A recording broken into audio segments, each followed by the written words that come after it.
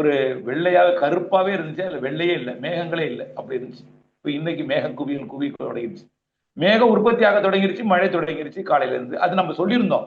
ம். பெய்யாமல் போகாது பொறுத்திருங்கள் அப்படின்னு சொல்லியிருந்தோம். நிறைய கேட்டதுக்கெல்லாம் பதில் சொல்லியிருந்தோம். அப்ப இப்ப ஓகே. பெய்ய தொடங்கிடுச்சு. ம். ஆனால் இப்ப ஒரே இடத்துல பெய்யாது. அதான் ஒரு பெரிய பிரச்சனை. ம். அதுல பாதிக்கும் மழையாக இருக்காது அப்படிதான் சொல்றோம். அதாவது காலையில பாத்தீங்கன்னா திருவள்ளூர் மாவட்டத்தில் பொழிந்து கொண்டிருந்துச்சு. அப்புறம் வட சென்னையில பொழிஞ்சிச்சு.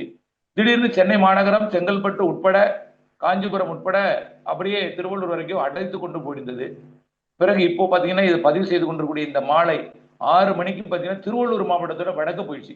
அதாவது கும்மிடிப்பூண்டி மற்றும் பழவேற்காடு இடைப்பட்ட பகுதி எண்ணூர் இந்த பகுதியில் அப்படியே பொழிந்து கொண்டிருக்குது ம். உடல்கிட்ட. ம்.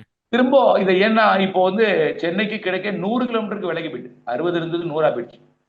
இப்படியே வட்டமடித்து கொண்டே இருக்கும். ம். மீண்டும் பாத்தீங்கன்னா திருவள்ளூர் மாவட்ட கடற்கரைக்கு போகும். அப்ப ஆந்திராவில் பெய்யும், எங்க நெல்லூர்ல பெய்யும். ம். திடீர்னு சென்னைக்கு நேரா வரும், அப்போ திருவள்ளூருக்கு பெய்யும். திடீர்னு பாத்தீங்கன்னா செங்கல்பட்டு பெய்யும், அப்ப திருவள்ளூருக்கும் சென்னைக்கு பெய்யும். ம். அப்ப திடீர்னு விலகி போகும், அப்ப இடைவெளி விட்டார் போல இருக்கும். இப்படியே ஒரு வட்டமடித்து கொண்டே இருக்கும். அதனால ஒரே இடத்தில் நிலை கொண்டு ஒரே ஊர்ல பெய்து கொண்டிருந்தால்தான் வெள்ள பாதிப்பு ஏற்படும். ம். இப்போ இடைவெளி விட்டு இருக்கும், வடிஞ்சிரும்.